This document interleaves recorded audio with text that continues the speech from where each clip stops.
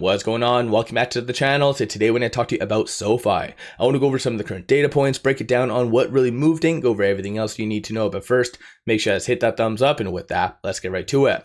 SoFi went down 1.46% today, 13.23 the low, 13.69 the high. So very abnormal scenario did play out today. It wasn't just SoFi though. A lot of the other fintechs did go down. So Lending Club, Upstart, Robinhood on the flip side did hit a new 52-week high. So it's getting a lot of attention. SoFi unfortunately didn't, and if anything, for whatever reason, you did have these abnormal scenario where institutions just kept selling. I don't really know why, and you can see based on the secondary market as well, there was just massive strings of selling. And from what I can see, there wasn't really any articles, nothing really coming out to justify that. We did have data that did come out early this morning that wasn't all that great, and that was ADP employment, which did come in a little bit lower than the forecast, which was right over here. So 37,000 versus 70 hasn't been that low since pretty much beginning to mid 2023. Then you did have ISM services coming in at 49.9. So below that 50 pivot, anything below 50 shows more of a contraction happening in the broader market. So at the end of the day, this wasn't good data, but that data did cause a likelihood of a cut to increase. And this is for the September 17th meeting. For the July one, still pretty much no dice, so a 28.9% likelihood of that occurring. So a lot of the broader market did really move higher. Trump didn't really talk about tariffs as much as I would have anticipated. He did kind of talk, there was a lot of comments from him and Putin, but nothing really for tariff related or anything like that.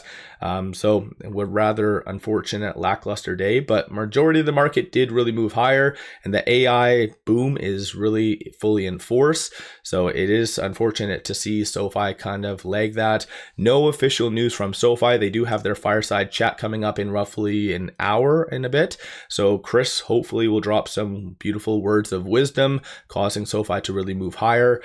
So this is at the William Blair 45th Annual Growth Stock Conference. And unfortunately, today they did break the overall historic trend, because every time SoFi does participate in one of these fireside chats, it closes in the green for whatever reason. I don't know if it's just coincidence. Today was abnormal. I don't know if it's because it was done after hours or not, but nonetheless, though, hopefully Chris does drop some pretty good PR and news and pushes it higher.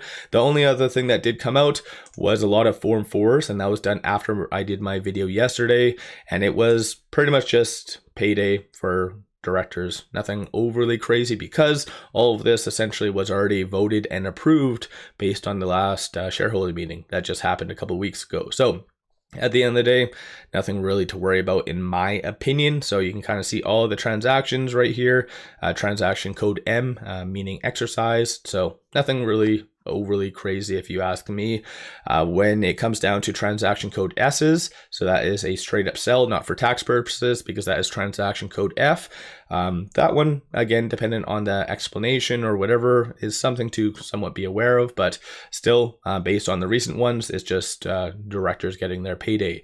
Shorts, they did increase 145,000 shares today. 13.59% of the free float is being shorted. Works out to be 147.59 million shares overall are being shorted. Cost to borrow minimum is negative. Now, this is the second consecutive day of this occurring, meaning a broker is out there paying people to short SoFi.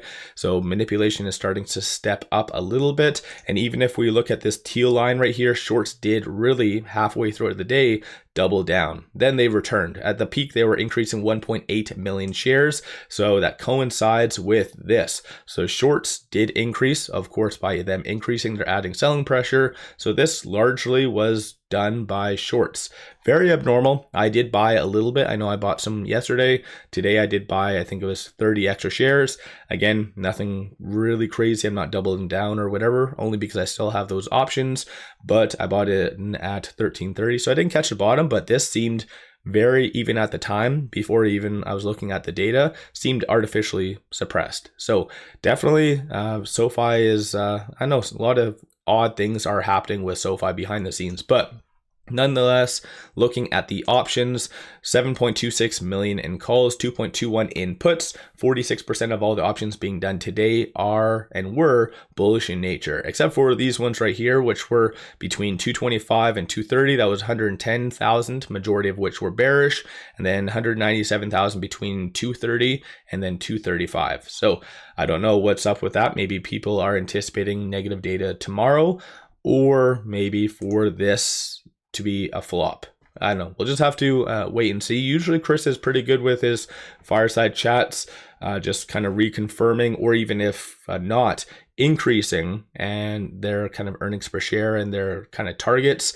Or you never know, this kind of could be the venue where they do drop the massive bomb. Like, hey, crypto's coming very, very soon. Be ready, because we know sometime it's going to be 2025. So they have 6 months to drop it. But if they do it sooner, you never know. It could catch on that good hype, similar to what has happened with Robinhood. And then, of course, they're doing other things that's helping them as well. But nonetheless, I think that would really help SoFi. But aside from that, based on the calls, bulls are still assuming that it'll be roughly around that $14 range by the end of this week. Bears are anticipating for it to be sub kind of 12.50 to 13. So there's a little bit more downside given the circumstances of where we're at. And one thing to take note of though is the open interest. It did jump to 34,000 at that 14. So come Friday, if shorts or if SoFi is close to that 14, shorts might increase and try to suppress it. So just watch for that potentially on Friday. But aside from that, these are all the transactions. Like I said, a lot of strings of selling for whatever reason. You did have some buys near the tail end of the day that really pushed it higher, but still there wasn't that much level of buying I would have anticipated. Right now, or I guess with it closing at 1346, it is trading between this R1 and the pivot. So 1326 is going to be a strong support, and then 1354 followed by 1371 is going to be the next strong target / resistance points. And so it kind of did bounce off of generally that R2. So the high for today was 1369. So just watch for that 1371. Aside from that, no new analyst ratings. There was that one that came out yesterday, or I believe it was a day and a half ago, but nothing really new. No articles really talking about SoFi. So it's just now we have to wait and see from the fireside chat just to kind of see what words of wisdom that he does drop. And plus they do have that second fireside chat. I think it is on the 10th. If I remember correctly. But on the actual chart itself, so it is kind of pulling off of that 100-day moving average right here, so closing slightly below it. But tomorrow is going to be a huge day, because essentially you do have it kind of wedge bound between that ALMA and also 100-day moving average. So tomorrow you will see a either huge spike up, take that with a grain of salt when I say huge. You'll see a spike up or potentially a kind of push lower. And I think the data and also that fireside chat will be the big attributing factors to that. And then you do have that 200 and also 50-day moving average acting as pretty much diamond support. So that's going to be at that 1245 range. So I think all in all, SoFi will eventually just have its time in the sun and really start to move higher. It's unfortunate to see it lag, because I do see, even based on my comments, social media, a lot of people are getting somewhat frustrated. Sentiment is very bad with SoFi.